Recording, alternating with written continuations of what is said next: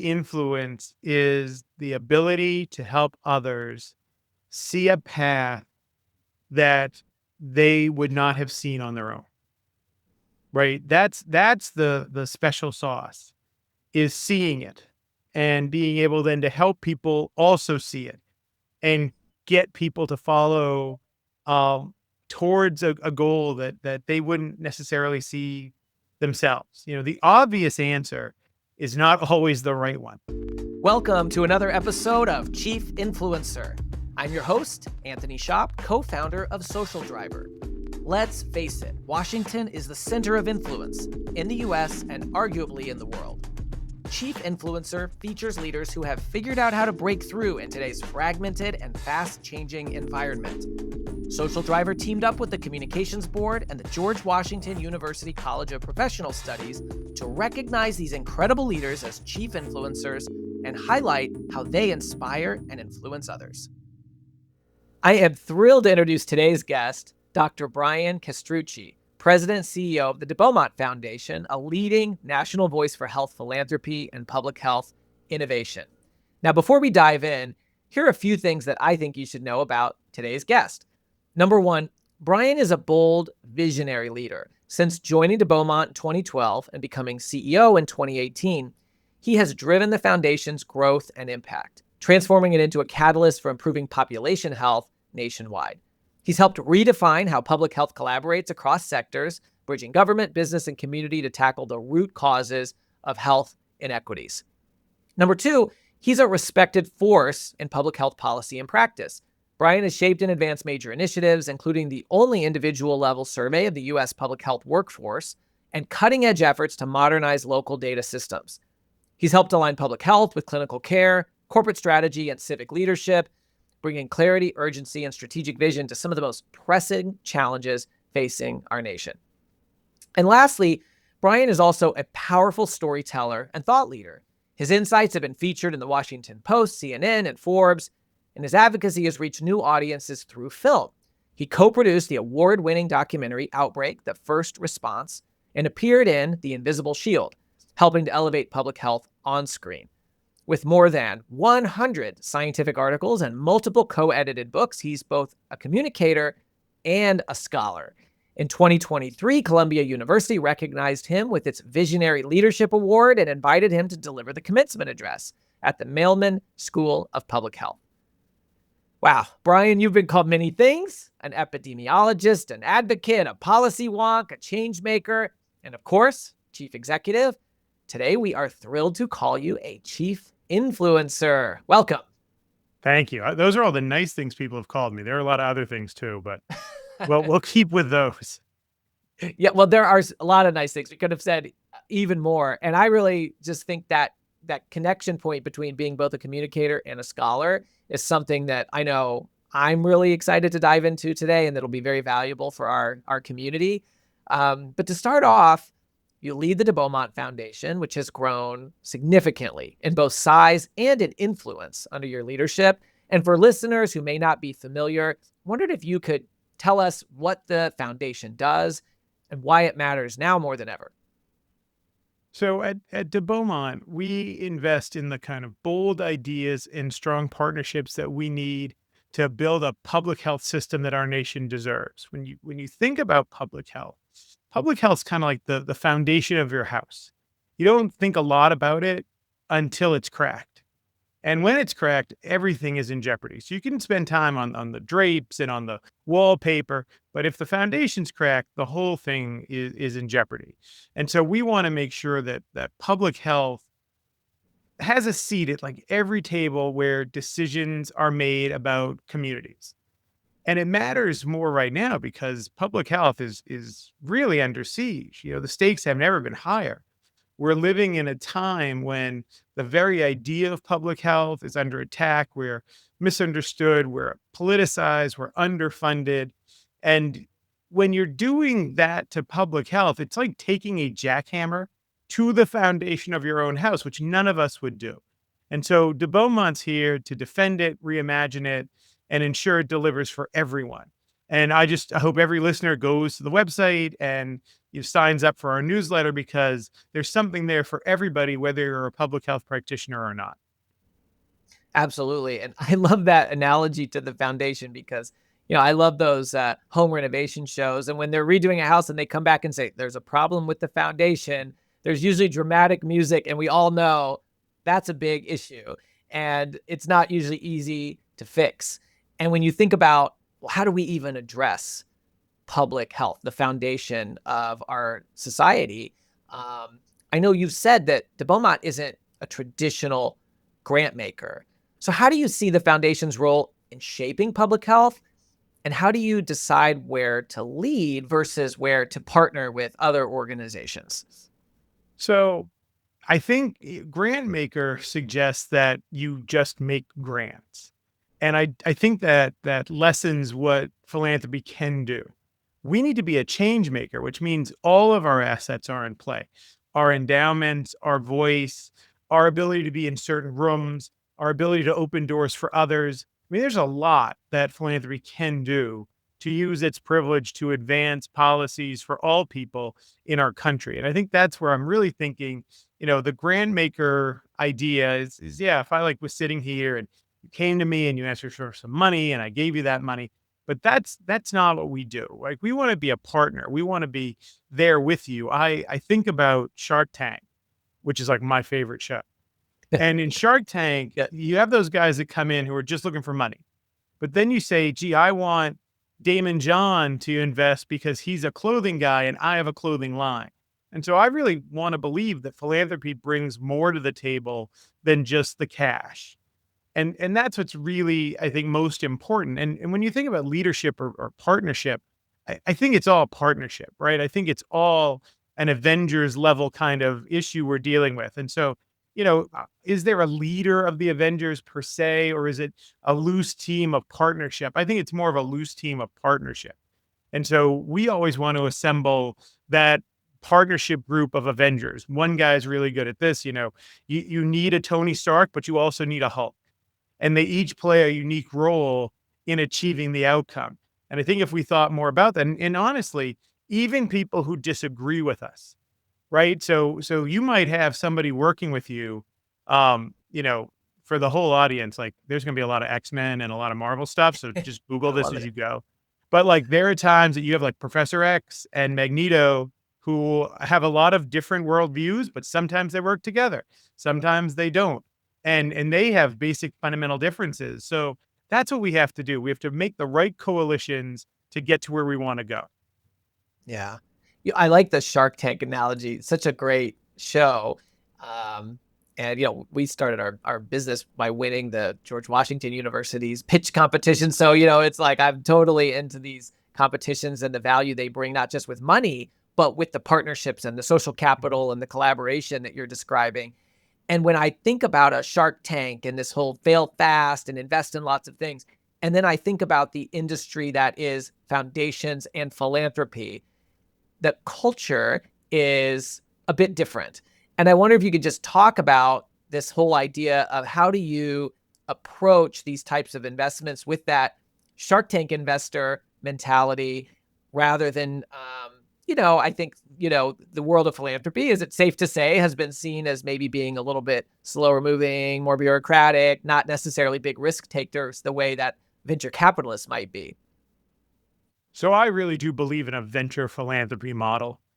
We have to trade in risk. That's our asset. We have 215 or so $1 million in our endowment. I mean, Coca-Cola spends that in like 5 minutes in marketing. Yes. So it's not our cash that's really going to drive change. It's Yeah. our tolerance for risk. It's our tolerance to push a little further. And our founder, Pete de Beaumont, had said, make all the mistakes you can, just make each one of them once. And I think that's really important. So as long as you're learning, as long as you say, look, we made this, we tried this, and this didn't go well. And so we're learning from that and we won't make that mistake again. But that shouldn't scare you away from mistakes, right? We're not Congress. Congress is there just trying to like implement the evidence base. Philanthropy needs to drive change and evolve the evidence base. right? Because if philanthropies are also implementing the evidence base, then who's funding the development of new ideas, innovation, and evidence? And so we have to really embrace risk. It's a privilege of working in philanthropy and in endowed philanthropy is that we can take those risks and invest in people and invest in ideas that other people aren't. I mean, the easiest way to get funding from me is to tell me no one else wants to do this Mhm. or everyone else tells me this is crazy. That always gets my interest peaked of like, well, okay, let's take a look at this. Maybe it is crazy, maybe it's not, but let's have a conversation.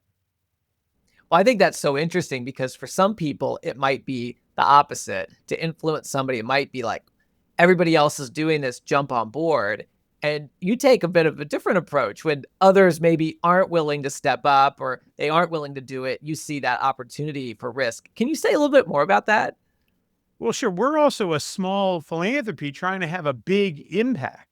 And so we have to find the niche. We have to find where no one else is, right? So I think one a great story comes from the pandemic. Um, Everyone was investing in trying to elevate vaccine rates among communities of color. Super important.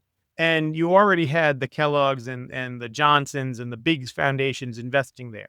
So we could have invested there, but our money would have been budget dust. And so we pivoted into looking at how to increase vaccination rates among conservatives. And I just put a tweet out that said, I think we need to work with Republican pollsters and messaging experts, someone like Frank Luntz. Now, I tagged him in it, and I didn't know Frank. And didn't he call me like the next day? And he's like, I want to help you on this. And then a Wow. week later, we're in a focus group with Republicans where Kevin McCarthy and Chris Christie and Bill Cassidy and Brad Wenstrup are all pitching ideas to Republicans about how to help influence their vaccine choice. And that was just like we just went where no one else was going. And the Wayne Gretzky quote, go where the puck is going to be. I don't even know that it's a puck half the time. Like I want to go where no one else has thought to go yet. And that's even like our PH Wins work. PH Wins Public Health Workforce Interest and Needs Survey is the largest survey of the governmental public health workforce ever.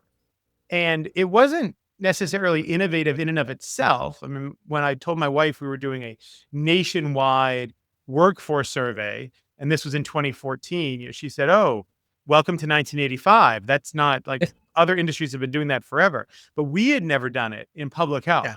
And I remember sitting there when we did our first survey and we had 500 people respond. I was like, "Oh, thank God," because there was a non-zero probability that no one would respond.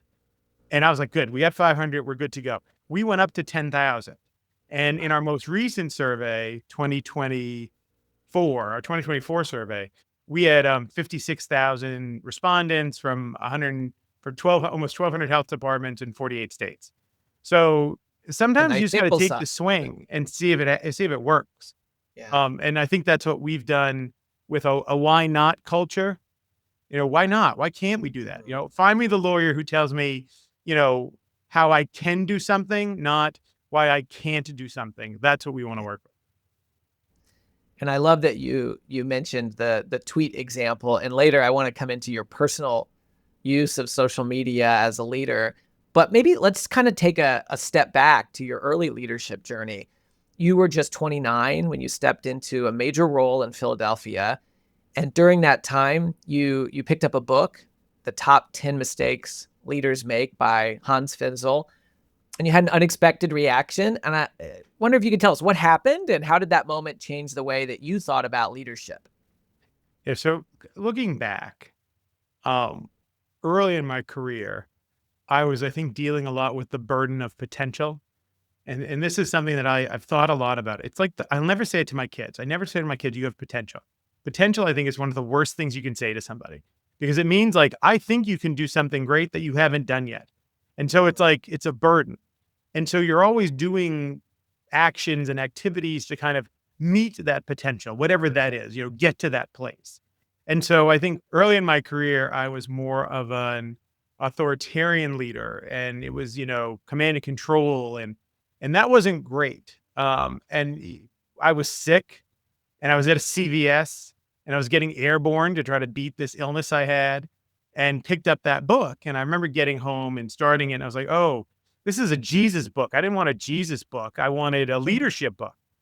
And I don't think there is any one leadership style that one should adhere to. I think it's one of the silliest questions people ask you. What is your leadership style? Well, my leadership style is a, you know, situational approach, and has it's a whole panoply of different things. But what I got from that book was this idea that it's not leader down, it's leader up.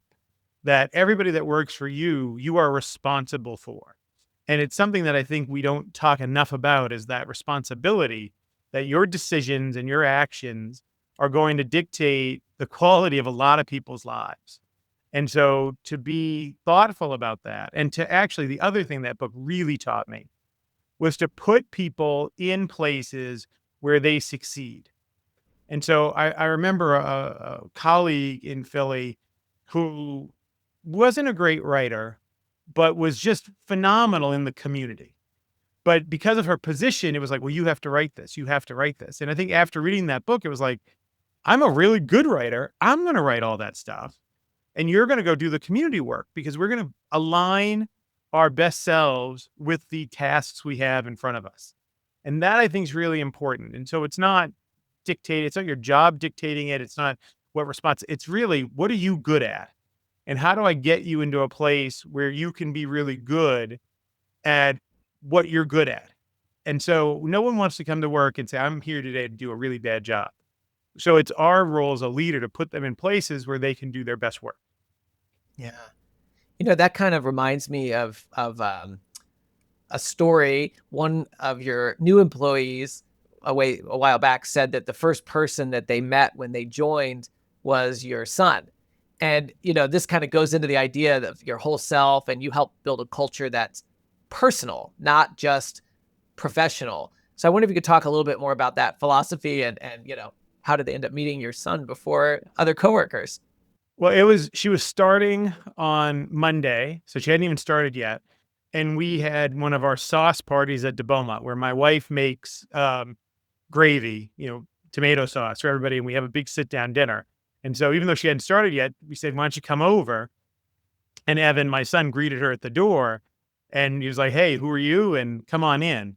I think we spend so much time at work, and we're with these people that we work with so many hours of the day. I think to the point that you can make a workplace comfortable and safe, where people can bring their authentic selves, is important, right? Some people might not feel comfortable doing that, or they want to keep certain things private, and that's totally cool. But I want to kind of set the bar where, look, this is who I am and this is what I do. And as comfortable as you are, you can choose to share as much or as little about yourself as you want to. And I think it's important around how leaders set the tone of an organization. I had a staffer once say to me, I really like that when you go to your kids' concerts or your kids' sporting events, that you actually say that. You're like, I'm leaving early to go and watch my kid play the trombone in this concert, because it makes it okay for everybody else. And so during the pandemic, my kids were always, floating onto a Zoom call. Like, they couldn't come on. They couldn't come on when it was the board. They couldn't come on when I was presenting.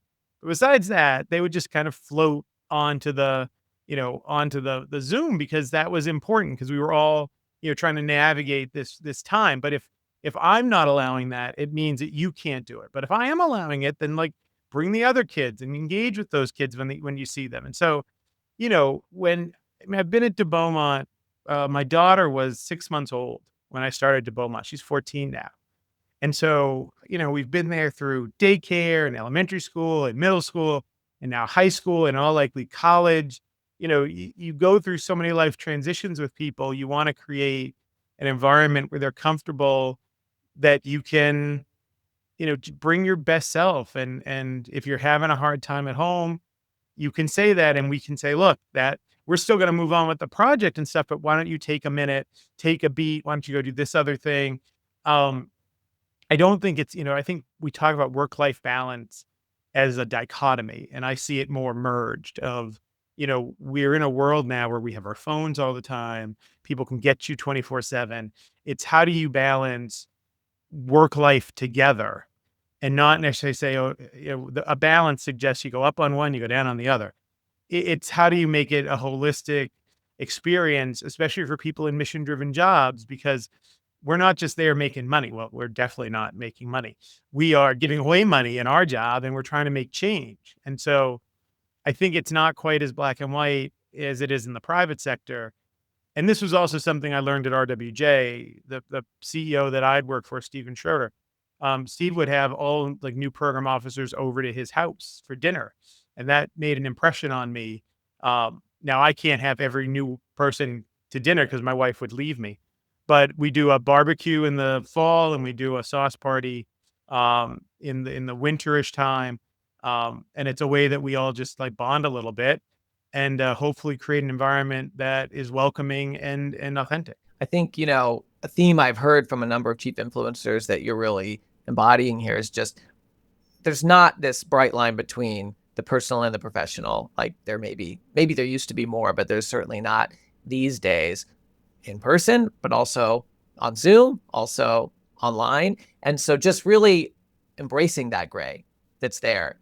And I think those are just some really cool examples of how you've done that. And that anecdote of the woman who started and met your son before the other employees is a pretty cool way of hearing about that.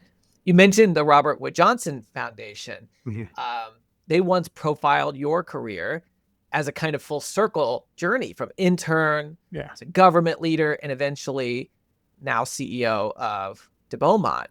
That year at RWJF, you said, taught you, and this is a quote, I think, from the blog that was about this, how to think, how to dream, and how to boldly take on change. Looking back, how did that early exposure shape your leadership today? What doors did it open that you couldn't have seen at the time? So I was at CDC at the summer between my first and second year of grad school. And it was there that I made the decision not to go back and finish my master's and to go to RWJ for what was supposed to be a year-long internship. And I actually stayed on several years after that as a consultant doing data analysis because back in the day, if you give me a data set, I would just geek out on that for like, days and weeks and never leave my apartment. And it was awesome. Um, that was a huge decision. And I think we all have those moments in our life that was like, that was it. That was the decision. And RWJ to go there with Steve Schroeder and Nancy Kaufman and Tracy Orleans and Joe Marks and just all these amazing people, amazing leaders. And to be an early career professional and to learn from those folks and to see how they were challenging the status quo. And what I really saw is I got to work on tobacco control. And one of the things that stuck with me for all these years is that you can have the best first chair violin and the best first chair flute and the best first chair cello, but if you don't have a good conductor, it sounds like crap. And so Johnson at that time, especially in tobacco control, was the conductor, right? They made it all make sense. They really brought harmony to all of the leaders in the field. And I think it's a unique role that philanthropy can play. And that's not to say that, we're in charge or that we're a top-down approach. It's just saying, we can step back and see the whole. And so how do we maximize everyone's excellence? And that's what it just taught me, just how to write an RFP and do it, flawlessly. Every time we went to a board meeting, a program officer who was doing slides, we had to go there and present to like Steve Schroeder, Mike McGinnis, and Lou Sandy, and they would tear it up. But I think that's actually why my slides are really good today because, I took the lumps and I got back up and I moved forward. Supporting the folks that I was working for at the time, working with them, learning from them. It was an amazing place. It's honestly where I think I was trained. It wasn't Columbia. I love Columbia. It wasn't UNC. It was really at RWJ.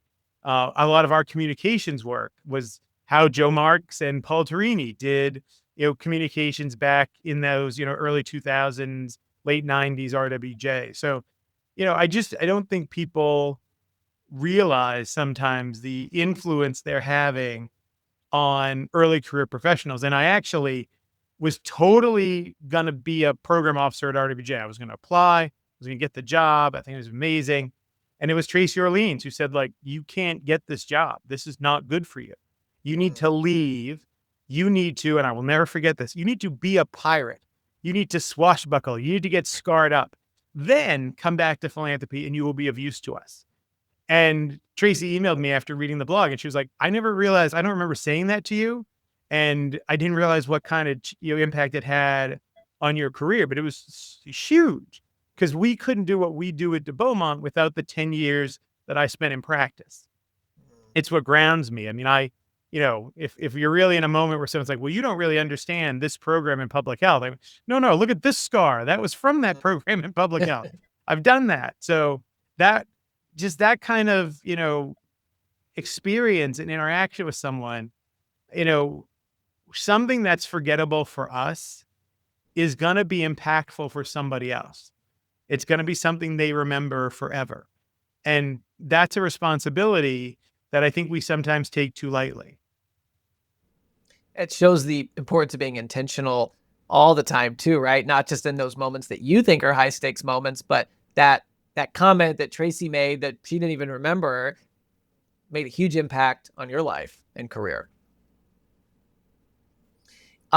You said something earlier about, philanthropy is not just grant making, it's really building these partnerships. And then you just gave that conductor analogy. And it sounds like that's a really important lesson that you learned at RWJ that influences your leadership approach now with a very impactful, but a foundation that's not the largest foundation, like you were saying before, but that makes an outsized influence with how it shows up. Is that kind of where that lesson came from? And are there other influences on that lesson that you learned? It was really, there, and then understanding as we've kind of grown at de Beaumont that our advantage is that we don't have to hunt to eat. Most of our partners, most nonprofits have to hunt to eat. We have an endowment, and that gives us an ability to try things where other folks can't, or I don't have to worry about saying XYZ because my federal funding would be in jeopardy. We don't have that much federal funding. So, we really have to think about our role in an ecosystem. Yeah. What every player in an ecosystem has a role. It has a set of assets. It has a set of advantages. How do you align those advantages and those assets to the best of our ability to reach an outcome, which is really about the health of the ecosystem? And right now, just given where we are nationally, I think we have to really be thoughtful about how we're aligning those assets and advantages in a time when a lot of players in the ecosystem are at real threat of not being there anymore. And so this is going to be something we all have to think about together. How are we moving forward? How do we center community but still move quickly, right? Because we're losing to a Project 2025. And so there's a lot we can learn from Project 2025. I mean, it might not be something I philosophically agree with, but man, is it working? And their dashboards where they're checking off all the things they've done. It's kind of like the Death Star. Like, I don't think the Death Star was a great thing, but as an architectural wonder, you got to go like, wow, that was pretty cool. They built a planet that shot lasers. So, we have to be thoughtful of how do we align in a world of collaborative competition, because in the nonprofit space, we're all competing. We're not revenue generating. So what we can't get more money just by doing something internally better. If I get a bigger grant, it might mean that somebody else gets a smaller grant. But again, how do we collaborate in a competitive world instead of just purely you compete? Because we're not in a revenue generating space, there should be space for everyone. So it's how do you put the puzzle together such that it makes a pretty picture? And I think that's a challenge in the nonprofit community. And it's a harder challenge today as federal funding is drying up for certain public health activities. We just have to be thoughtful about how we move forward, and it's going to be in alignment. It's better together than doing it singularly. And this moment of the nonprofit space, of what the administration is doing, it's an opportunity that we shouldn't squander. Wasn't it Rahm Emanuel who said, never waste a good crisis?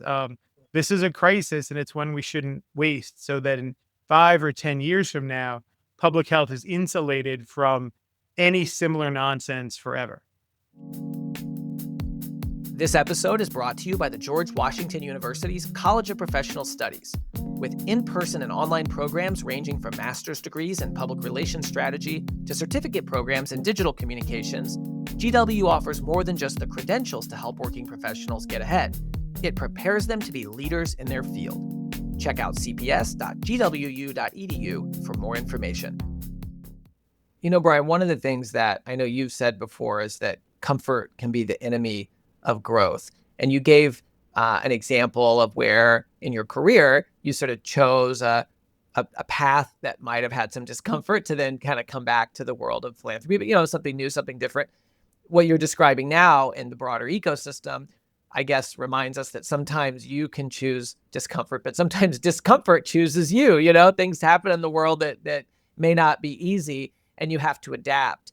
I wonder if you could share lessons about how you get others who you work with, whether within your own team or partners, to sort of stretch and turn those turn those circumstances into opportunities, but also maybe advice that you have for other leaders. I'm sure you get calls from a lot of CEOs and executive directors that are navigating challenging times about how they can look at what's going on in the world that it might be uncomfortable for them, but try to find the opportunity in it.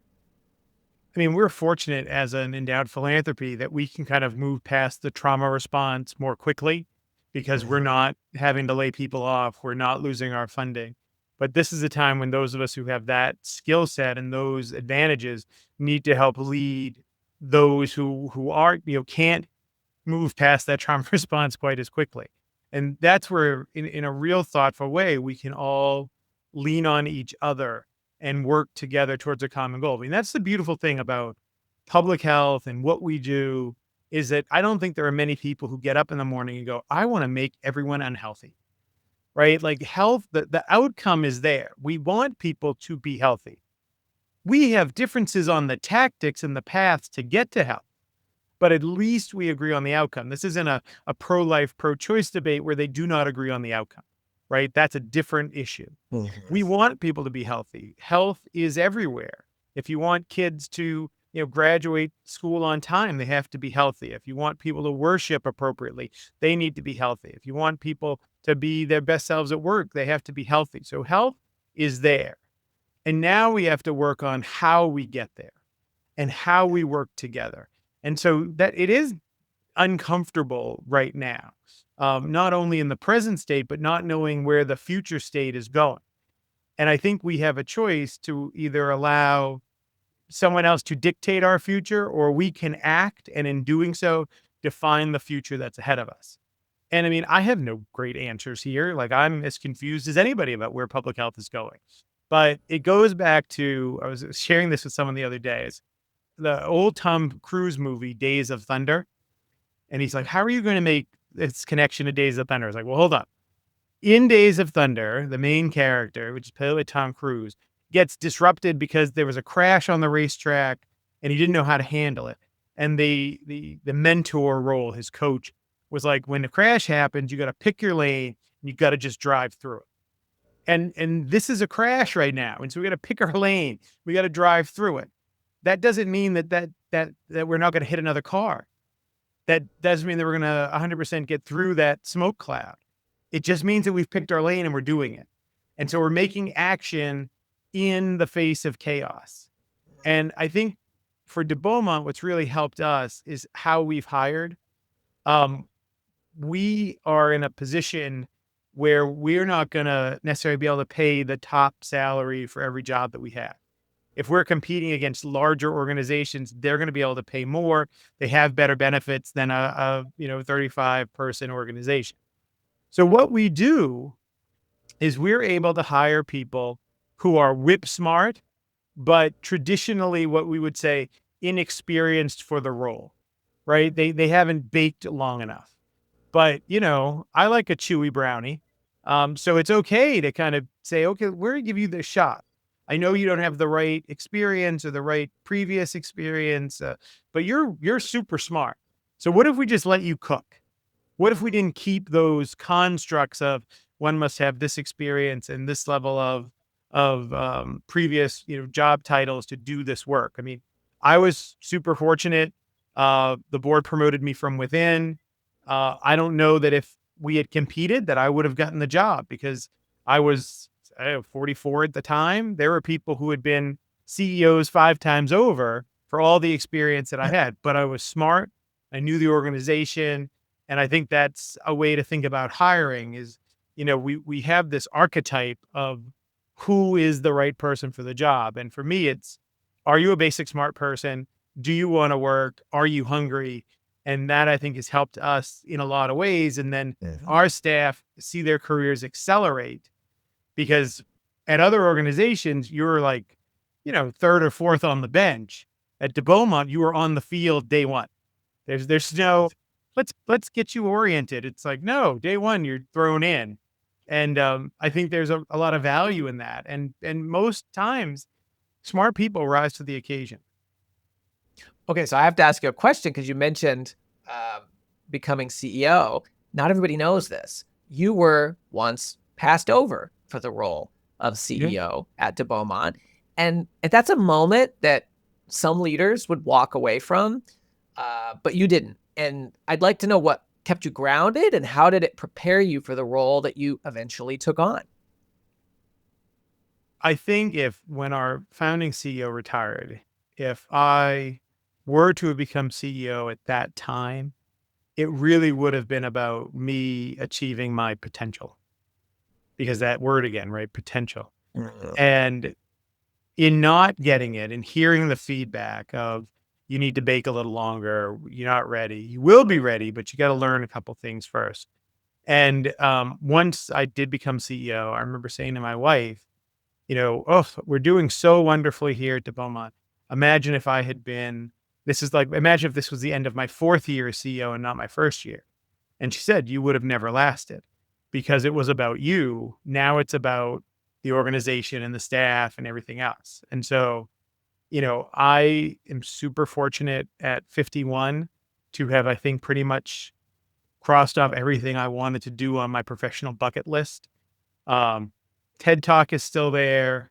But like besides that, White House Advisory Committee, that's still there.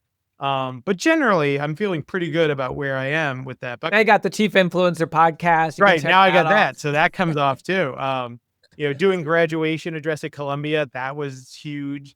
And really appreciate Linda Fried asking me to do that.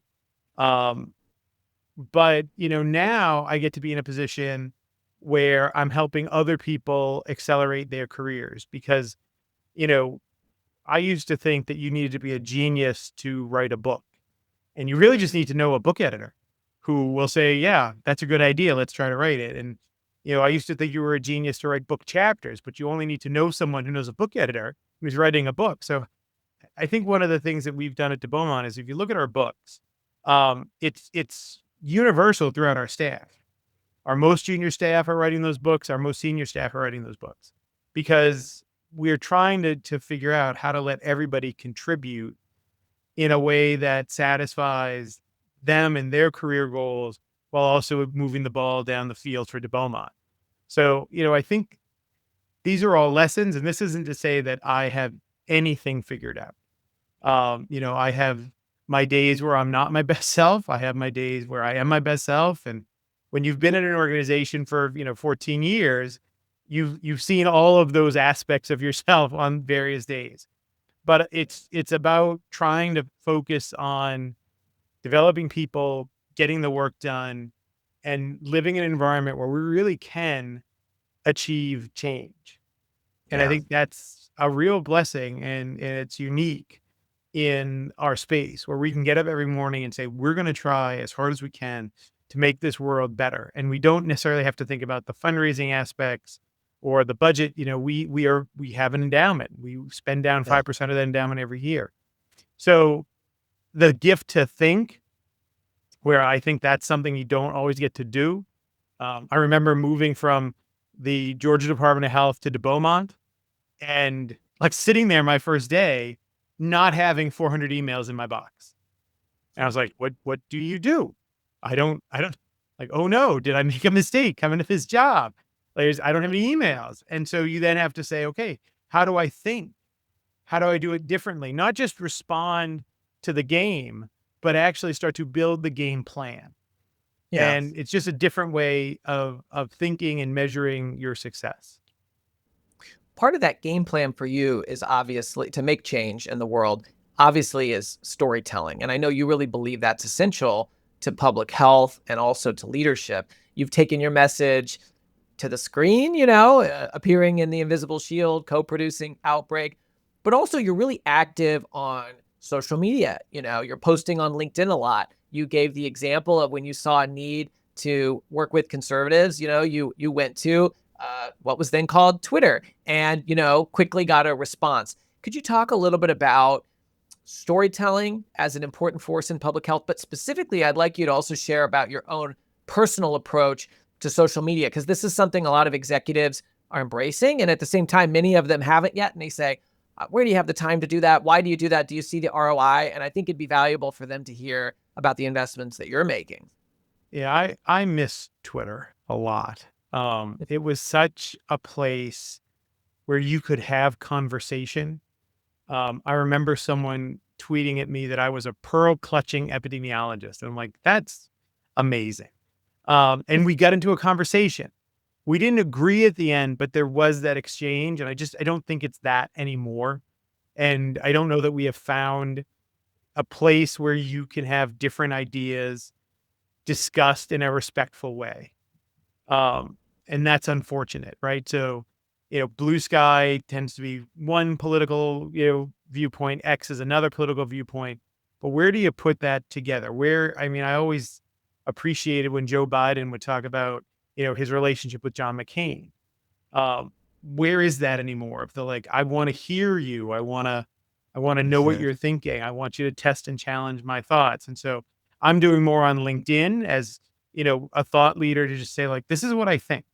And I love the egalitarian aspect of social media in general, because we need to have more kind of bi-directional mentoring. We always think of a mentor as like, I'm the grizzled older veteran. I'm the Yoda, and you came to Dagobah, and I'm now going to mentor you.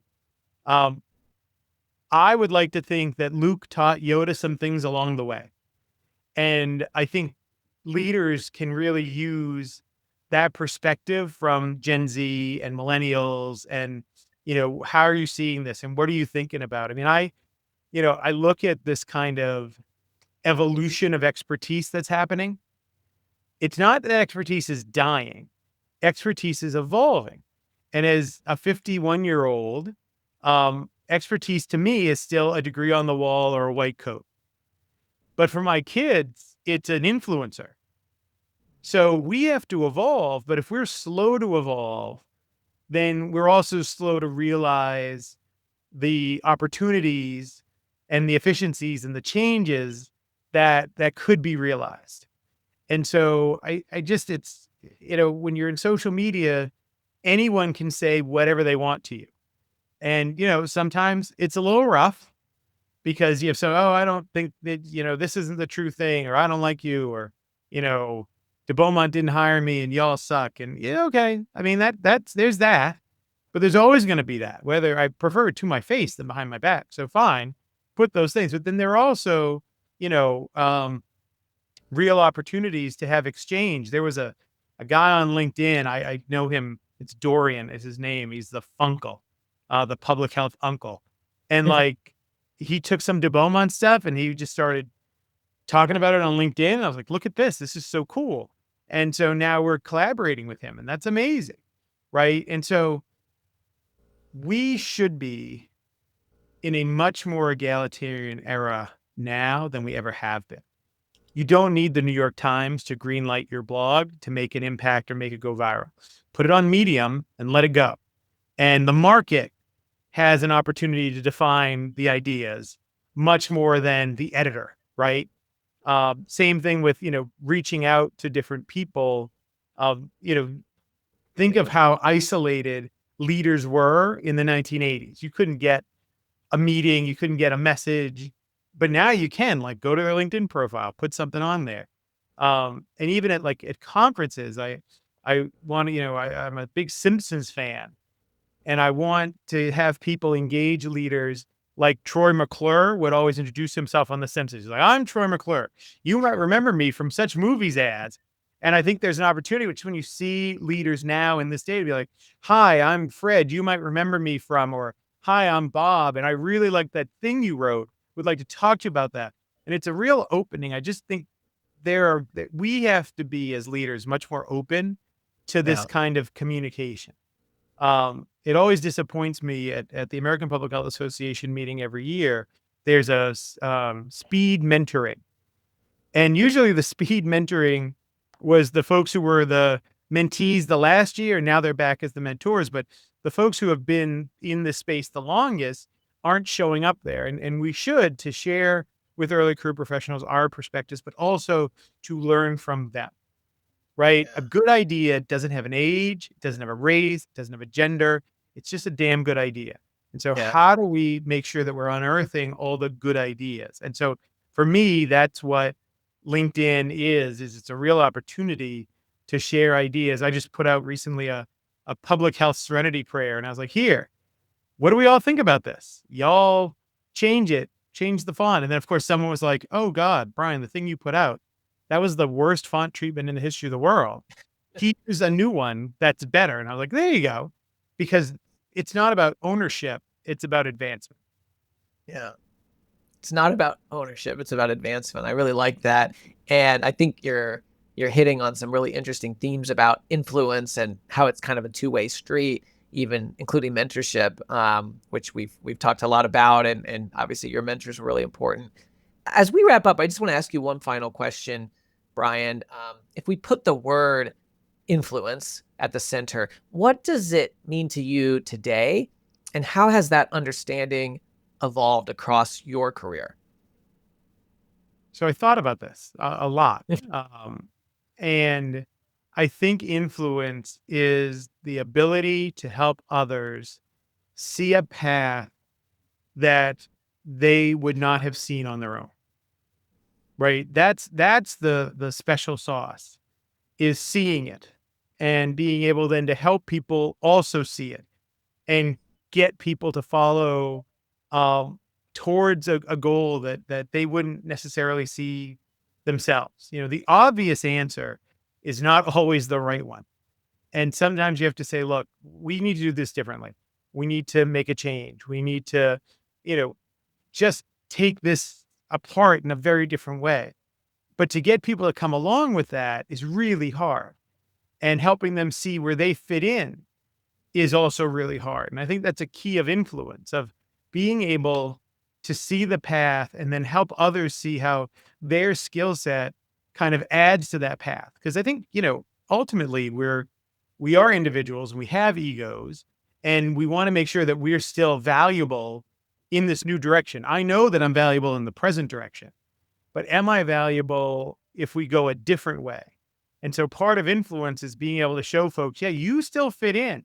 You still fit in just as much, if not more, on this new path.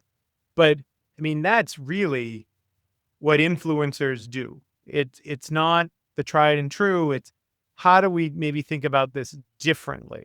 And it's not always like running around and innovating everything every moment. I mean, pants work. You don't have to innovate pants. You just put them on in the morning.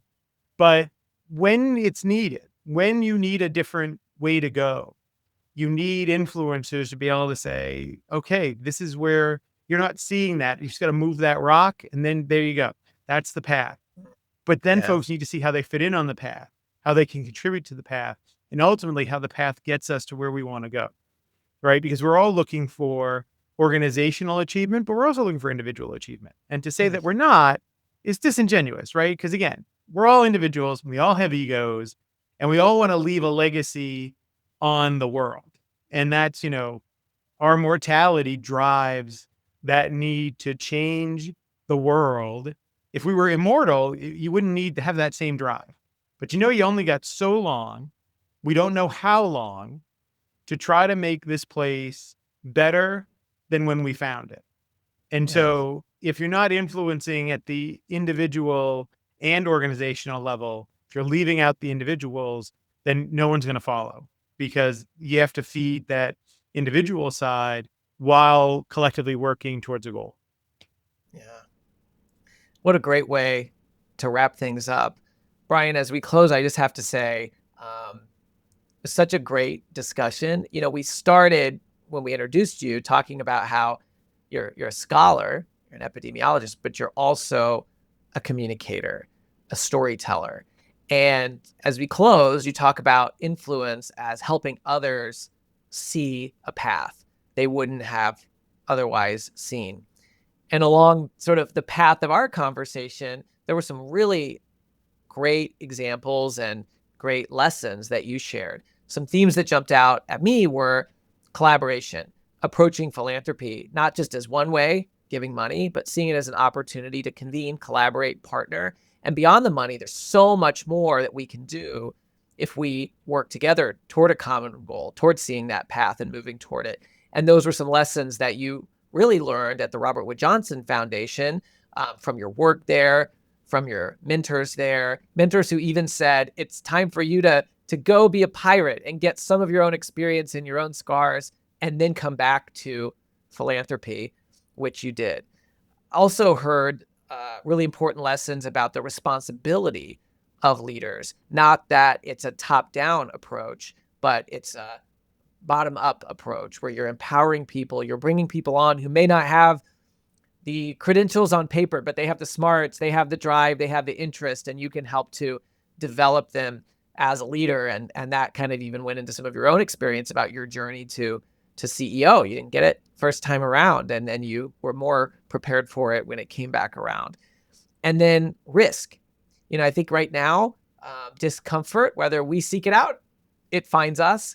And it's important that we take risks, as we heard from you, and how you build a culture inside your organization with your partners to really take those risks, to take that Shark Tank approach and think about how can we invest in opportunities that will make a big impact in the long run, knowing that some of those investments we make may not pan out. But as one of your, I guess the founder of Beaumont said, make mistakes, just don't repeat them. And so as we think about this kind of conversation around influence, I just think there were just some incredible lessons that we learned from you today. And I just want to say thank you for sharing your story and being just so authentic and generous with the personal stories that you shared with us today. And I hope that folks will check out the Beaumont Foundation and your newsletter, but also to follow you, Brian Castrucci, on LinkedIn, because I think you are really showing up as a leader on that platform in a way that breaks down barriers, as you described, and connects with people directly. So thanks so much. Thank you. Chief Influencer is a production of Social Driver. We help clients transform complexity into clarity with people-centered strategies. Whether you're looking to elevate the influence of your brand or of your leaders, check out socialdriver.com to learn more. For show notes or to nominate a guest, visit us at chiefinfluencer.org or follow Chief Influencer on LinkedIn.